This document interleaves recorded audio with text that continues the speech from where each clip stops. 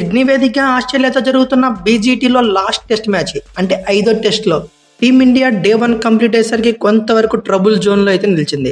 First ఇన్నింగ్స్లో కేవలం 185 పరుగులకే ఆల్అవుట్ అయింది. టాస్ గెలిచింది టీమిండియా, బ్యాటింగ్ ఎంచుకుంది.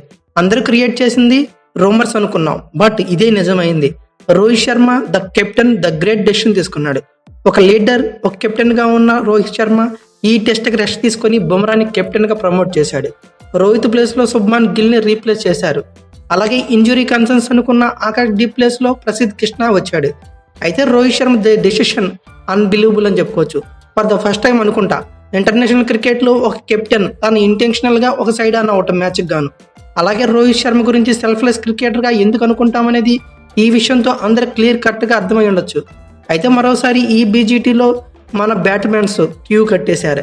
రెగ్యులర్గా వికెట్లు మరోసారి కోల్పోయింది. మెయిన్లీ థర్డ్ సెక్షన్లో మరోసారి టీమిండియాకి హార్ట్ బ్రేకే మిగిలింది. 8 ఓవర్స్ కంప్లీట్ అయ్యేలోపే ఓపెనర్స్ ఇద్దరు అవుట్ అయిపోయారు. ఓవర్కాస్ట్ కండిషన్స్ని వాడుకొని బోలాండ్ ద ఛాంపియన్ బౌలర్గా బౌలింగ్ చేశాడు.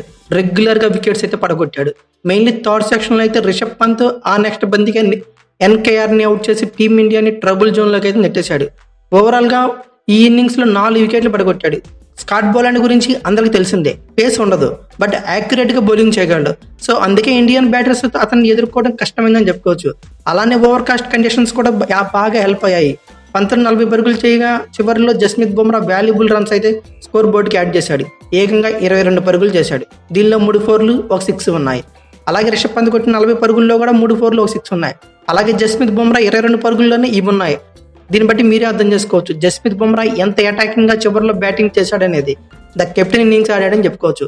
ఓవరాల్గా టీమిండియా మొదటి ఇన్నింగ్స్లో డే 1లోనే 185 పరుగులకి ఆల్అవుట్ అయిపోయింది. వెంటనే ఆస్ట్రేలియా ఇన్నింగ్స్ స్టార్ట్ చేసింది. 9 పరుగులు చేసి 1 వికెట్కి నిలిచింది. అయితే ఈ వికెట్కి హైడ్రామాని నడిచింది. అయితే జస్మిత్ బుమ్రా ఒక ఎండ్లో బౌలింగ్ చేస్తున్నాడు. ఉస్మాన్ ఖవాజా బ్యాటింగ్ చేస్తున్నాడు. ఉస్మాన్ ఖవాజా బ్యాటింగ్కి లేట్ అయిపోయాడు. సో బుమ్రా వెయిటింగ్ చేశాడు. దానికి గాను అతన్ని కోన్ స్టాస్ కవ్వించాడు. దీంతో నువ్వు చూస్తూ ఉంటే నేను వికెట్ తీస్తా అని చెప్పి బౌలింగ్ చేశాడు. ఖవాజాను అవుట్ చేశాడు. మీరు కొట్టుకుని నన్ను ఎందుకు అవుట్ చేశారా బాబు అని చెప్పి ఖవాజా ఫీల్ అయినట్టే ఉన్నాడు. అదే జరిగింది. 9 పరుగులు చేసి 1 వికెట్ అయితే డే 1లో కంప్లీట్ అయింది ఆస్ట్రేలియా ఇన్నింగ్స్. అయితే ఇంట్రెస్టింగ్ మ్యాటర్ ఏంటంటే డే 2లో కోన్స్టెస్ మరియు బుమ్రాల ఫైటింగ్ ఎలా ఉండబోతుంది, వీళ్ళని ఎంత తొందరగా ఆల్అవుట్ చేస్తారనేది చూడొచ్చు. అయితే ఓవరాల్గా డే 1లో ఏం జరిగిందంటే తొలి సెక్షన్ స్టార్ట్ కాకముందు పాట్ కమిన్స్ టాస్ గెలవలేదని కొంచెం వరకు వర్రీ అయ్యి ఉండొచ్చు. బట్ ఫస్ట్ సెక్షన్ కంప్లీట్ అయ్యాక ఆల్ ఓవరాల్గా కమిన్స్ ఫుల్ హ్యాపీగా ఉంటాడని అనుకుంటున్నా. మెయిన్లీ లంచ్ బ్రేక్ ముందు అంటే తొలి సెక్షన్ లాస్ట్ బంతికి శుభ్మాన్ గిల్ అన్నెసరీగా అవుట్ అవడం, ఆ ఒక్క బంతి గ్రీజులో ఉండి డిఫెండ్ చేస్తుంటే సరిపోయేది. బట్ ఫ్రంట్ ఫుట్కి వచ్చి మరీ డిఫెండ్ చేయబోయి ప్రయత్నం చేసి నాథన్ లయన్ బౌలింగ్లో స్లిప్లో స్టీవ్ స్మిత్ క్యాచ్ ఇచ్చి అవుట్ అయిపోయాడు. దీంతో టీమిండియా 3rd వికెట్ లాస్ అయింది తొలి సెక్షన్లోనే. తొలి సెక్షన్లో టోటల్గా ఆస్ట్రేలియాదే ఆధిపత్యం అని చెప్పుకోవచ్చు. అయితే టాస్ గెలిచింది బుమ్రా సేన, బ్యాటింగ్ ఎంచుకుంది. కేఎల్ రాహుల్, జైస్వాల్ కాసేపు సాలిడిటీ చూపించారు. ఓవర్కాస్ట్ కండిషన్స్ ఉన్నప్పటికీ బెటర్గా బ్యాటింగ్ చేశారని చెప్పుకోవచ్చు. బట్ తొలి 8 ఓవర్స్ కంప్లీట్ అయ్యేసరికి మన ఓపెనర్స్ ఇద్దరు ఫైనల్లోకి వచ్చున్నారు. మిచెల్ స్టార్క్, పాట్ కమిన్స్ కొత్త బంతితో కొంతవరకు ఎఫెక్టివ్గా బౌలింగ్ చేశారు. అలానే కంఫర్టబుల్గా కనబడ్డ కేఎల్ షాట్ కొట్టడంలో లేట్ అయిపోయాడు. స్టార్క్ బౌలింగ్లో వెనుతిరిగాడు. కమిన్స్ దీంతో కొత్త బంతిని బౌలాండ్కి అందించాడు. బెటర్ రిజల్ట్ అయితే సాధించారని చెప్పుకోవచ్చు. అయితే ఇన్ఫార్మ్ బ్యాటర్ అయిన జైస్వాల్ 10 పరుగులు చేసి బౌలాండ్ బౌలింగ్లో అవుట్ అయ్యాడు. దీంతో టీమిండియా 8 ఓవర్లు కంప్లీట్ అయ్యేసరికి 17 పరుగులు చేసి 2 వికెట్లు లాస్ అయింది. ఇక తర్వాత కోహ్లీ బ్యాటింగ్ వచ్చాడు. కోహ్లీ ఎదుర్కొన్న తొలి బంతికి స్లిప్లో ఉన్న స్టీవ్ స్మిత్ క్యాచ్ అందుకున్నాడు. బట్ లక్కీ అని చెప్పుకోవచ్చు, గ్రౌండ్కి అది బాల్ టచ్ అయింది. దీంతో కోహ్లీ నాట్అవుట్గా ప్రకటించారు. అలాగే ఇండియన్ ఫ్యాన్స్ అందరూ ఊపిరి పీల్చుకున్నారు. అక్కడ నుండి కోహ్లీలో వింటేజ్ కోహ్లీ కనిపించాడు. తన ఎర్రస్ని చేంజ్ చేసుకొని కోహ్లీ సాలిడ్ బ్యాటింగ్ అయితే చేశాడు. అదర్ ఎండ్లోనే శుభ్మాన్ గిల్ ఇనిషియల్గా స్ట్రగుల్ అవుతూనే పరుగులు రాబట్టాడు. బట్ కోహ్లీ మాత్రం చాలా కంఫర్టబుల్గా పాజిటివ్ ఇంటెంట్తో ఫుల్ ఫేస్ ఆఫ్ బ్యాటింగ్ అయితే చేశాడు. ఇన్ఫాక్ట్ గిల్తో కలిసి 106 బంతులు ఎదుర్కొని 40 రన్స్ పార్ట్నర్షిప్ కూడా నెలకొల్పారు.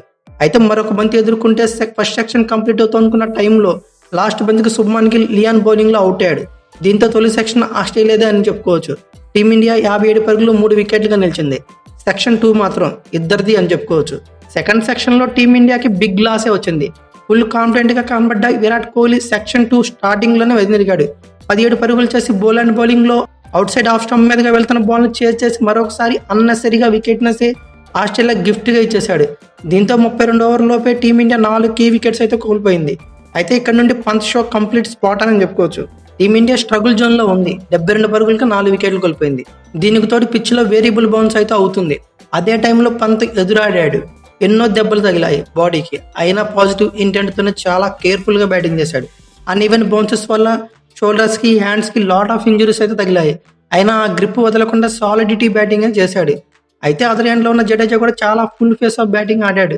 అలానే పాజిటివ్ ఇంటెంట్తో రిషబ్ పంత్కి మంచి సపోర్ట్ ఇస్తూ కేర్ఫుల్గా ఇద్దరు కాంప్లిమెంట్ చేసుకుంటూ బ్యాటింగ్ చేశారు. ఇద్దరు కూడా సెకండ్ సెక్షన్లో క్లియర్ డామినెన్స్ అయితే చూపించారు. మెయిన్లీ రిషబ్ పంత్ ఎన్నో దెబ్బలు తగిలినా, ఈ అన్ఈవెన్ బౌన్సెస్ వచ్చినా టెక్నికల్ బ్యాటింగ్తో చెతక్ కొట్టేశాడు. అలాగే లూజ్ డెలివరీస్ని తనదైన శైలిలో బౌండరీకి తరలించాడు. ఓవరాల్గా సెకండ్ సెక్షన్లో ఇండియా 50-50 అని చెప్పుకోవచ్చు. అంటే 25 ఓవర్లు బ్యాటింగ్ చేసి 50 పరుగులు చేసి 1 వికెట్ మాత్రమే కోల్పోయింది. జడేజా పంతుల మధ్య 35 పరుగుల పార్ట్నర్షిప్ నిలిచింది. అలాగే team India score second section complete అయ్యేసరికి 107 పరుగులు చేసి 4 వికెట్లుగా నిలిచింది. అయితే థర్డ్ సెక్షన్ మరోసారి టీమిండియాకి హార్ట్ బ్రేక్ మిగిల్చింది.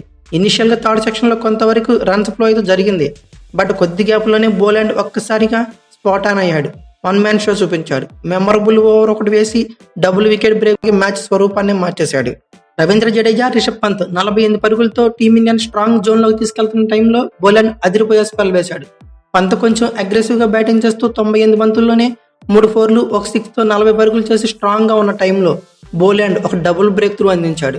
40 పరుగులు చేసిన పంత్ని ఆ నెక్స్ట్ బంత్కే ప్రీవియస్ మ్యాచ్లో సెంచరీ హీరో ఎన్కేఆర్ని ఇద్దరిని అవుట్ చేశాడు. దీంతో ఒక్కసారిగా టీమిండియా బ్యాక్ ఫుట్లోకి వెళ్ళిపోయింది. ఇక్కడ నుండి కన్సిస్టెంట్గా టీమిండియా వికెట్స్ అయితే రెగ్యులర్గా కోల్పోయింది. కొద్ది వ్యవధిలోనే 3 పరుగులు చేసిన ప్రసిద్ధ్ కృష్ణ కూడా అవుట్ అయ్యాడు. 120 పరుగులు 4 వికెట్లుగా ఉన్న టీమిండియా ఒక్కసారిగా 14 రన్స్ గ్యాప్లోనే 3 బిగ్ వికెట్స్ని కోల్పోయింది. అయితే తర్వాత వాషింగ్టన్ సుందర్ కొంతవరకు అటాకింగ్గా బ్యాటింగ్ చేశాడు. 14 పరుగులు కూడా చేశాడు. అయితే కమిన్స్ బౌలింగ్లో 14 పరుగులు చేసి అవుట్ అయ్యాడు. The captain, the saviour Jasmith Bumrah literally ఈ మ్యాచ్లో చెత్త కొట్టేశాడు భయ్య. 17 బంతుల్లో 3 4లు 1 6తో 22 పరుగులతో క్రూషియల్ రన్స్ అయితే స్కోర్ బోర్డుకి యాడ్ చేశాడు. టాప్ ఆర్డర్ కూడా షేక్ అయిన పిచ్పై రిషబ్ పంత్ మరియు వాషింగ్టన్ సుందర్లో దెబ్బతిన్న ఈ పిచ్పై బుమ్రా మాత్రం లిటరల్ స్పాట్ ఆన్ 22 పరుగులతో క్రూషియల్ నాకైతే ఆడాడు. అయితే ఫైనల్లీ కమిన్స్ బుమ్రాను అవుట్ చేశాడు. దీంతో టీమిండియా 185 పరుగులకి ఆల్అౌట్ అయింది. ఆస్ట్రేలియా బౌలింగ్ యూనిట్లో మాత్రం ఛాంపియన్ బౌలర్ మాత్రం స్కాట్ బోలాండ్ గా మాట్లాడుకోవచ్చు. ఎప్పుడైతే వికెట్ స్టాండర్డ్ అవుతుందో ఆ టైంలో వచ్చేవాడు బౌలింగ్ కి స్పెల్ తీసుకునేవాడు ఖచ్చితంగా ఒక వికెట్ తీసేవాడు. So overcast conditions complete గా యూటిలైజ్ చేసుకుని మాత్రం స్కాట్ బోలాండ్ గా అని చెప్పుకోవచ్చు. తొలి 17 ఓవర్లో కేవలం 19 పరుగులు ఇచ్చాడు, 4 వికెట్లు పడగొట్టాడు. ఇక తర్వాత జస్మిత్ బుమ్రా వల్ల బ్లో వల్ల 12 రన్స్ ఎక్స్ట్రా సమర్పించుకున్నాడు. అయితే ఓవరాల్గా స్కాట్ బోలాండ్ 31 పరుగులు ఇచ్చి 4 వికెట్లు పడగొట్టాడు. మిచెల్ స్టార్క్ 3 వికెట్లు, పాట్ కమిన్స్ 2 వికెట్లు, నాథన్ లయన్ 1 వికెట్ పడగొట్టారు. టీమిండియా దీంతో ఫస్ట్ ఇన్నింగ్స్ అయితే ముగిసింది. అయితే డే 2 చాలా చాలా చాలా ఇంట్రెస్టింగ్ ఉండబోతుంది. ఎందుకంటే కోన్స్టాస్ వర్సెస్ బుమ్రా ఫైట్ ఎలా ఉండబోతుంది. ఎందుకంటే డే 1లో చివరిలో జరిగిన వాళ్ళిద్దరి మధ్య ఫైట్ అలాంటిది. ఐ థింక్ తొలి 2 సెక్షన్లోనే ఆస్ట్రేలియాని ఆల్అౌట్ చేసిన ఆశ్చర్యపోవడం అవసరం లేదు. నేనైతే తొలి 2 సెక్షన్లోనే ఆస్ట్రేలియా ఫస్ట్ ఇన్నింగ్స్ ముగిసిపోతుంది అనుకున్నా. మీరైతే ఏమనుకున్నారు ఖచ్చితంగా కామెంట్ బాక్స్లో పిన్ చేయండి. అలాగే ఈ వీడియో కనుక మీకు నచ్చితే like, share, comment plus subscribe చేసుకోండి. అలాగే పక్కనే ఉన్న బెల్ ఐకాన్ ఒకటి మాత్రం మర్చిపోకండి. Thank you for watching. Have a nice day.